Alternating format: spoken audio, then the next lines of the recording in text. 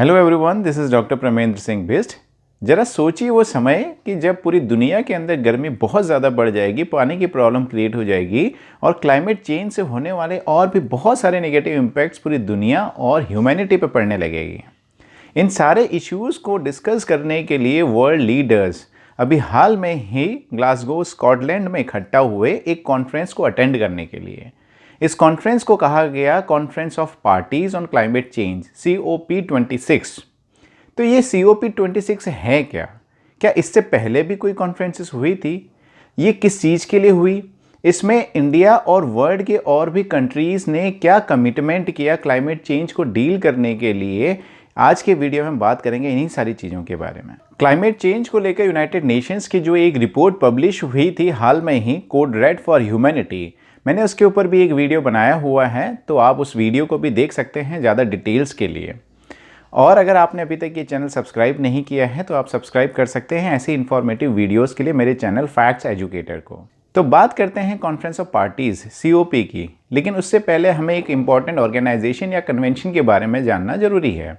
ये United Nations की एक बॉडी है, United Nations framework convention on climate change UNFCCC, जो कि पूरी दुनिया के अंदर क्लाइमेट चेंज से होने वाले इफ़ेक्ट्स पे नज़र रखता है और उसको डील करने के लिए काम करता है। तो इस कन्वेंशन को पूरी दुनिया के लगभग 197 कंट्रीज़ और टेरिटरीज़ ने साइन किया। इसको साइन करने की वजह से वो एक तरह से कहलाए गए पार्टीज टू द कन्वेंशन, मतलब इस कन्वेंशन के पक्षधर।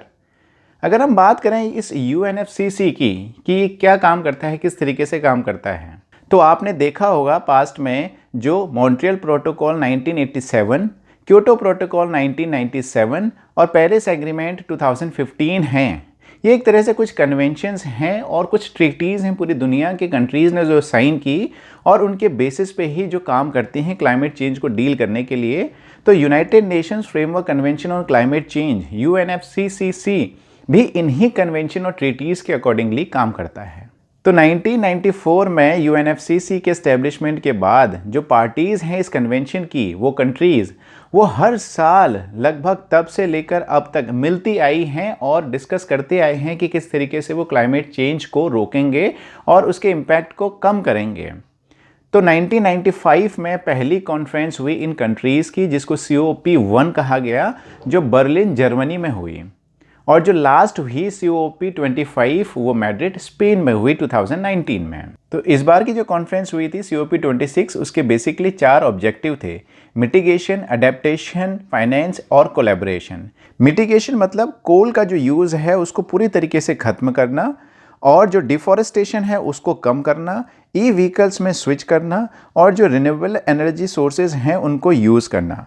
अडेप्टेशन मतलब जो इकोसिस्टम है उसको प्रोटेक्ट करना, क्लाइमेट चेंज की वजह से होने वाले इफ़ेक्ट्स के लिए एक मजबूत डिफेंस और वार्निंग सिस्टम को क्रिएट करना, और रेजिलिएंट इंफ्रास्ट्रक्चर को क्रिएट करना। जो थर्ड ऑब्जेक्टिव था फाइनेंस, उसमें ये था कि पूरी दुनिया के अंदर लगभग $100 बिलियन पर ईयर के अकॉर्डिंगली ही हम एक फ़ंड क्रिएट करेंगे जो क्लाइमेट चेंज से होने वाले इफ़ेक्ट्स को रोकने के लिए काम करेगा। और ये फ़ंड जो है मैक्सिमम वो कलेक्ट किया जाएगा डेवलप्ड कंट्रीज़ से, इंटरनेशनल फाइनेंशियल इंस्टीट्यूशन से, पब्लिक और प्राइवेट सेक्टर से। जो फोर्थ ऑब्जेक्टिव था कोलैबोरेशन, उसके अंदर ये बात कही गई कि जो गवर्नमेंट हैं, बिजनेसेस हैं, सिविल सोसाइटीज़ हैं, ये मिलकर कोलैबोरेट करेंगे, कोऑपरेट करेंगे क्लाइमेट चेंज से लड़ने के लिए। तो इस कॉन्फ्रेंस में दुनिया के अलग अलग कंट्रीज़ ने अपने कमिटमेंट्स और अपने एक्शन प्लान्स के बारे में सबको अवगत कराया कि हम क्या कर रहे हैं और किस तरीके से क्लाइमेट चेंज से होने वाले इफ़ेक्ट्स को हम कम करने की दिशा में काम कर रहे हैं।